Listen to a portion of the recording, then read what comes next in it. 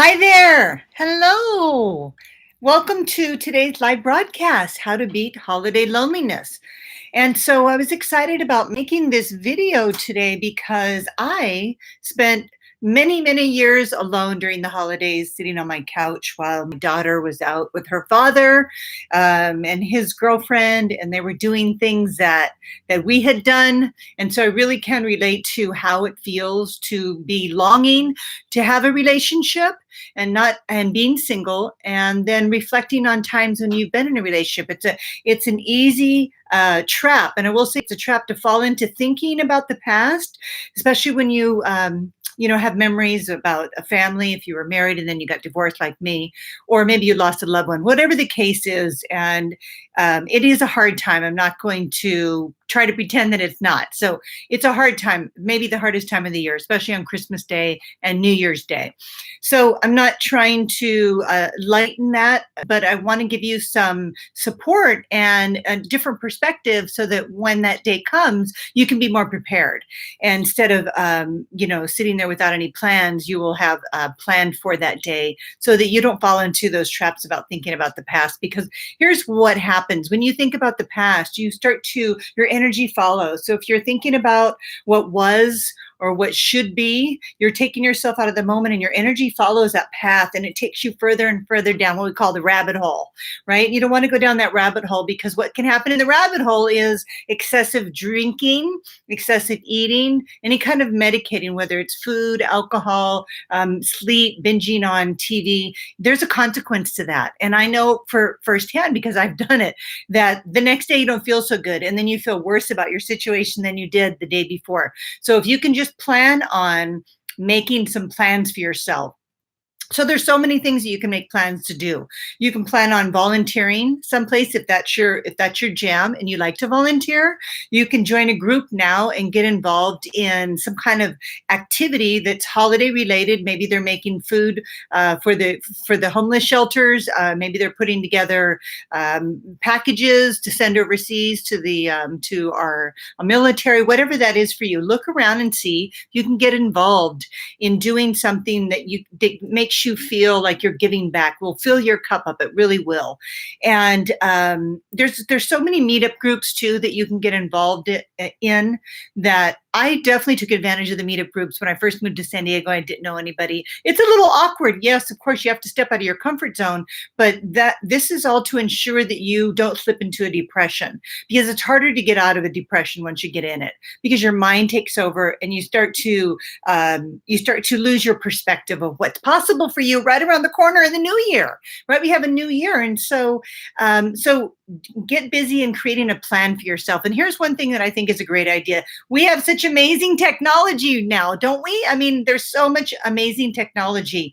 Take advantage of it and start FaceTiming or Zoom or Skype, whatever platform you can use. And if you don't know how to use those platforms, I really encourage you to break through the frustration or struggle and resistance to learning learning some new technology, so that you can be in touch with your loved ones, an old friend from high school, whatever it takes. Make sure you schedule those video calls, because here's why: they're so much more intimate than the phone, because you can see each other. That's why I love to make video. It's so much more intimate. And so I am doing a Zoom ugly sweater Christmas party, or a holiday party, I should say, for my clients. So we're all going to get on a Zoom call together. I have a contest, whoever's got the ugliest sweater. So we're all right now working on making our ugly sweaters.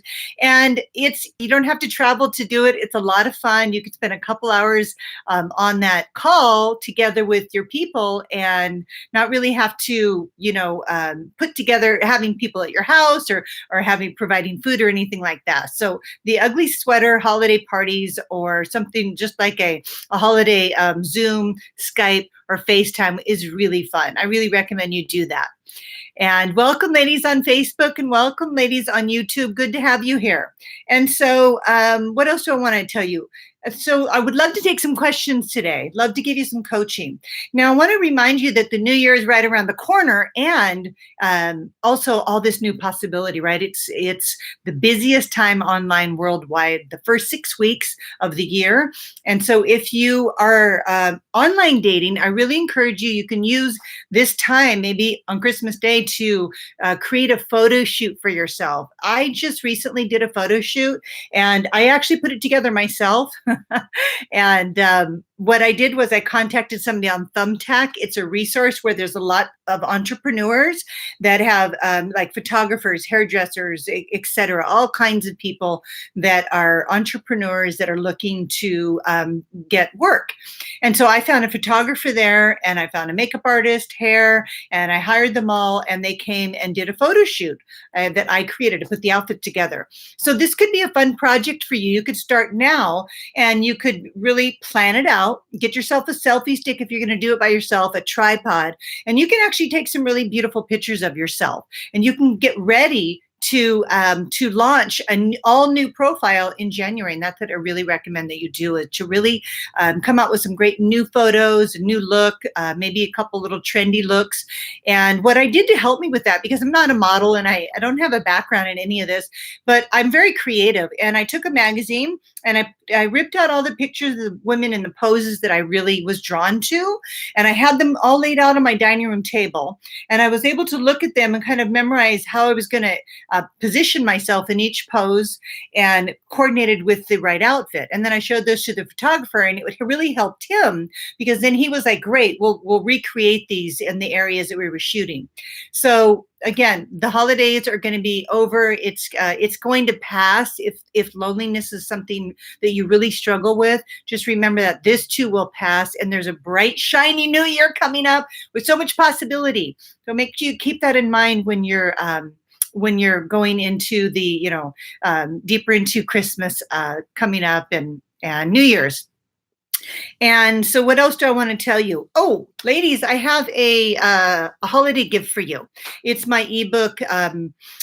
What's I'm trying to think of the name of it now. How to Read a Man's Mind. There you go. The Secrets to Reading a Man's Mind.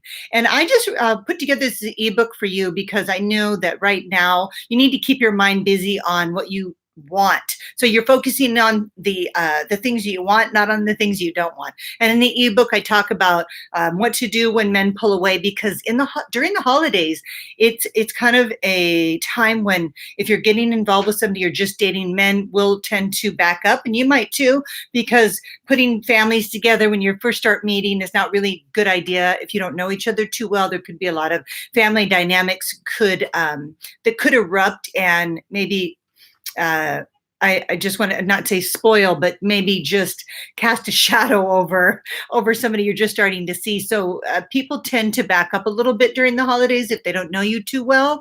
And so the ebook's about what to do when he pulls away, and some man plan dictionary words and some other text messages that are really going to help you connect. So grab the free holiday gift that I created for you. I will put the link in the box after the call.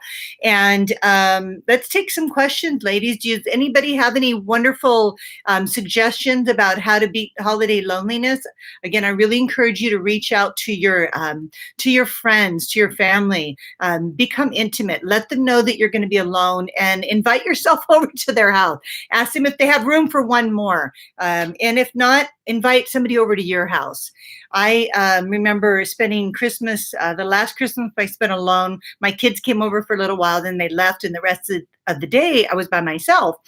And I took a long walk, and I recommend, there's so many great malls now. Get a hot tea and walk around your town if you can, if the weather permits you to do that. Just, keep your mind away from going down that thought process that you don't have anybody, that you're alone, because the law of attraction is all about what you think about, you bring about. And so you want to bring about the things that you want. So work on your man plan for next year. Work on making a collage, a vision board. Work on making a video. So a video is really great. You can go into like, I have a Mac computer, and you can select photos or download photos from the internet and create a slideshow of how you want your life to be. So it doesn't have to be, it's like you find a picture of a couple that you know, kind of looks like you and your guy is going to look, doing things that you love to do, golfing, skiing, hiking, cooking dinner. And that's another thing. Cook yourself a beautiful meal. If you're going to be alone on Christmas Day, go shopping now. Make yourself a small turkey. Why not? Make yourself all the fixings. Even if you don't cook, make it a project for yourself to learn how to cook that meal, because men love food. And so this would be a really fun task for you. Or make a couple pies and give them away to friends after Christmas. And so let me take some questions now. And so over here on YouTube, please discuss what to put and not to put on an online profile. Well, that's a little bit more complicated of a question. I love Zoom. I'm not going to be able to answer that question right now, but I appreciate where you're coming from. I'm going to give you one little tip on that. Read a man's profile that you resonate with. Jump over to their profiles, and whatever you like, I want you to reverse engineer it. So go ahead and take what he's saying. I really enjoy getting outdoors with a woman who's not afraid to get her feet wet in a cold stream. So maybe he says that. So I want you to write, reverse it. I'm the kind of woman that loves to be outdoors, and I don't mind getting my feet wet. So see what I mean? And that's really going to connect because it's authentic. This man wrote about it, and then you're writing about it. So that's a little tip for you to help you with the profile. So look at men's and then reverse engineer them. I'm a really nice guy, but I live a long distance. Why is it between your meetings that I'm pulling back? Our meetings. Oh, okay. So the question was that there's a long distance scenario, and between meetings pulling back. So I think long distance relationships are hard to sustain because I think we all want to have, we want to be, first of all, we want physical closeness. And I'm not talking about sex. I'm talking about just hugs, touching, that reassuring feeling that you get from being with a close proximity with somebody. And so I think that we pull back when it comes to long distance for self-preservation. I had a couple long distance relationships when I was living in Hawaii with wonderful men. But as soon as I left, I would definitely pull back a little bit emotionally, just so that I could be more present in my life and what was showing up in the day-to-day. It's very hard to hold that space indefinitely when you're seeing somebody long distance. Now, I'm not saying it's impossible. Anything's possible, but you do have to kind of, readjust your thinking and about how much energy you can put out to that person that's really not there, that it isn't tangible. So hopefully you have plans to see each other in the future. I recommend Zoom, Skype, or FaceTime. Do more video calls so that you guys can be in touch daily if you're really close with this person. I hope that helps. Let's see. Just looking over here. Thank you. Oh, good. Amanda, she reverse engineered her profile and she did it and she attracted her match. Yes, so it just depends on your area in terms of the sites. You're welcome, Cindy. I do recommend Bumble. I recommend Bumble. I think Bumble's fabulous. And it is you do have to, if you live in a destination location like San Diego is, but it's also, what I'm trying to say, let me start that over. I love Bumble because of the ease of the app. I love it because men designate, whether they choose you, and then you get to decide if you want to talk to them or not. So the woman makes that first move. I think that's fantastic. Now, the thing about geographically, if you're in a destination location like La Jolla, we have people that come in and out, transient, people that are visiting and leaving. So you do have to scroll down and read where they're from, because initially you might think, oh, this is great, he lives here, but then you have to see, and it's only going to show you where they're visiting. like San Diego, but he may be leaving the next day and may disappear. So that's the only drawback. But once you understand that, I think it's really easy to use. And then Match is my second choice. So those two are my favorite sites. Great, a seasonal job. That is a fabulous idea. I think that's brilliant. A seasonal job. I just had somebody post on Facebook. Yes, that's a wonderful idea. Seasonal job. I would definitely do that if I was single, because it would keep you busy and you'd get caught up in all the Christmas cheer and the holiday spirit and the New Year's and I like to be busy. I'm a working girl. I'm constantly wanting to create and do things, so that would really resonate with me. Um, Yes, holidays are hard with dating. I'm looking for more questions, ladies and gents. We've got a few gents here. Should I wait after the holidays start online dating? No, I don't recommend it. I think that online dating is great for year round. There's a lot of men that are home alone and probably want to meet you. So I would definitely not wait for anything. I wouldn't put your dreams on hold ever. If you want to do something, just go ahead and do it. And then make sure you understand there's a little bit of a learning curve. So just balance out any discouragement or frustration you might have. Give yourself a big break, knowing that it's going to take time to get the profile together, to reverse engineer a profile, to get your pictures together. If it's not connecting, it's always your pictures. So go ahead and put some new pictures together by getting some good selfies of yourself until you can get professional photos taken. But I think online dating is fantastic, and I'm a big believer in online dating, and here's why. Because truly behind it, and why I'm really, really supportive of online dating, it's because it's a great way to skill up socially. It really reveals where you are emotionally and your ability to just be an observer, to detach, to not judge, to notice how picky you are, to notice just what's going on within you, how you're showing up, because a lot of triggers happen when you start to go into that online dating process. You feel really vulnerable, so you really have to start to love yourself, accept yourself. It really calls you to be a better person, because if you don't use that platform to be the best version of yourself, it will make you feel, it could trigger the less than feelings. So that's why I'm a big supporter of online dating, because it really requires that you self-examine, that you become more intimate with yourself in all areas of your life, because you do have to answer a lot of questions about your life and about what you've been doing and your relationships. And those are conversations you're going to have regardless if you meet somebody in real life or online. The thing with online, why I think it's so fabulous, is because you have them up front. Right up front, you are in a position to ask questions that you can expect to get answers to, because you're all in you're coming from the premise that you're online for an objective, whether that's casual dating or something more lasting, like a committed relationship or getting married. So you're going to be obligated to answer those questions, and so I just think it's fabulous for that. How do I call my intensity when I date a man I really like? I never been married. 51 seems like the ones that I like end up liking them more than they like you. Okay, so that is a great question. So what happens is,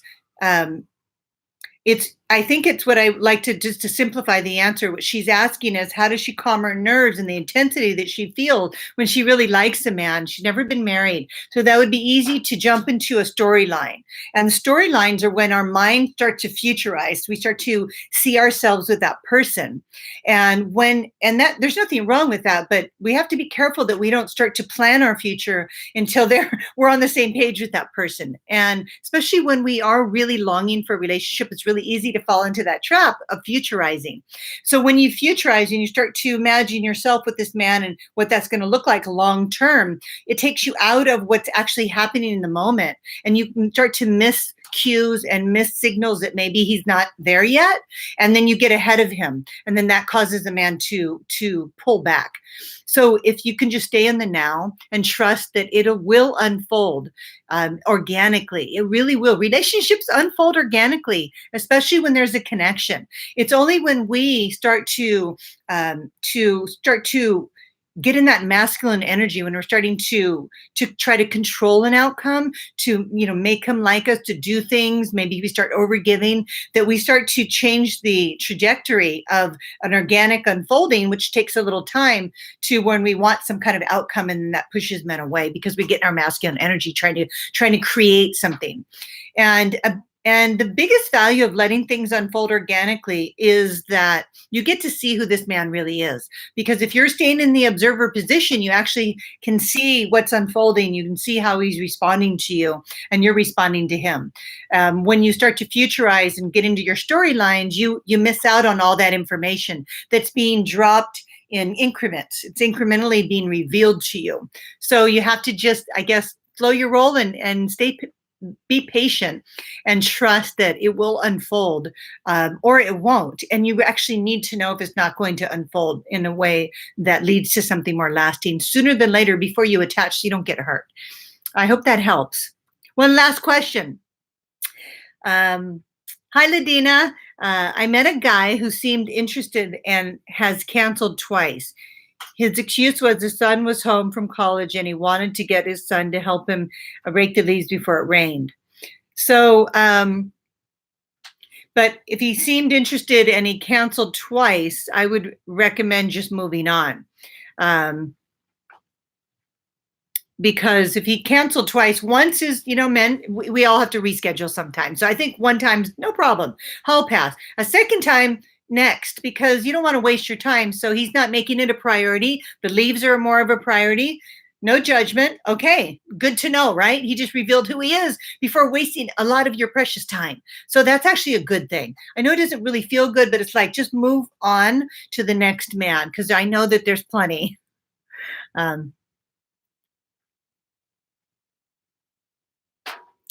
Okay, I'm just seeing how do you keep your self-esteem high when a guy asks you out and it's almost like you're invisible? So I'm not sure what you mean by that, almost like you're invisible. So he either has a really big personality or he's not really focused on you. And so can you be more specific about what you said about being invisible? And I'll answer the question in the chat box. So don't forget to grab The Secrets to Reading the Man's Mind ebook. I remembered it this time. And it's a holiday gift I created for you. It's a quick read. It's free. Just grab the download with the link in the box I'm going to drop as soon as the video is over. And I talked to you about why men pull away and what to do, and a couple text messages that I think really connect, and then a couple terms on what it means when he says fill in the blank. So I hope that gives you some clarity and gives you some support. It's easy to consume, and you can grab it as soon as this call's over. So a last question. Hi, Lynn. I tend to misinterpret niceness for interest. Can you talk about this? That's a good one. That's a really subtle distinction. So the difference between niceness and interested is going to ask you out. Mr. Interested is going to ask you out on the first call, and he's going to want to secure a date down. Nice is that he likes you. You have a great personality. You guys connect on some levels, but not enough to go on a date. So even though nice, it's not a bad thing. It's good that he's not asking you out, wasting your time. So I'm just wondering what you're doing. Hi, Nancy. What you're doing that is coming across too nice. So maybe you're just too accommodating on these calls.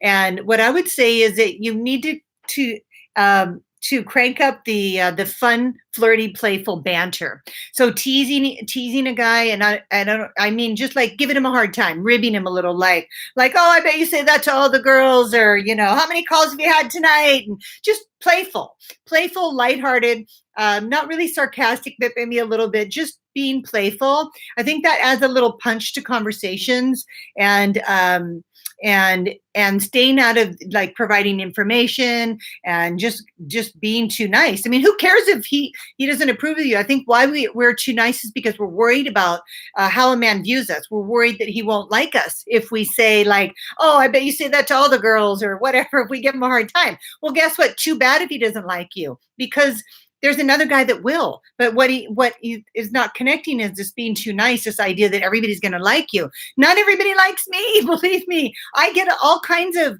messages not all kinds, but I do get messages from people that don't like my videos, that don't like me, that tell me all kinds of things that are really inappropriate. And I just wave it off like a fly. Remember that metaphor? Eating your corn on the cob, you're chewing away, and a fly comes along, a thought, or somebody being, not playing nice.